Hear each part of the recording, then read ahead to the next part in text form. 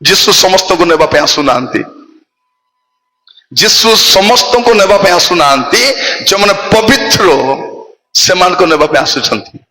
ଏବ୍ରୀ 12 ପର୍ବ 14 ପଦରେ ଲେଖା ଯାଉଛି, ପବିତ୍ରତା ବିନୁ କେହି ତାହାଙ୍କର ଦର୍ଶନ ପାଇବ ନାହିଁ।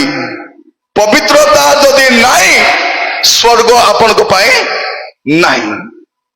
ମନେ ରଖିଥାନ୍ତୁ, ପବିତ୍ରତା। ତେଣୁ ଏଟ୍ ଏନି କଷ୍ଟ ଆମକୁ ପବିତ୍ର ହେଇ ରହିବାର ଅଛି। ତେଣୁ ଏବେ ପ୍ରାର୍ଥନା କରିବା, ପ୍ରଭୁ ଆଜି ଆସନ୍ତୁ, କାଲିକି ଆସନ୍ତୁ, ବର୍ଷେ ପରେ ଆସନ୍ତୁ, 6 ବର୍ଷ ପରେ ଆସନ୍ତୁ, ସେ କେବେ ଆସନ୍ତୁ ମୋର ଯାଇ ଆସେ ନାହିଁ, କିନ୍ତୁ ମୁଁ ଥିବି ବୋଲି ତ ମୋର ଗ୍ୟାରେଣ୍ଟି ନାହିଁ। ମୁଁ କେତେ ବର୍ଷ ଥିବି ଗ୍ୟାରେଣ୍ଟି ନାହିଁ।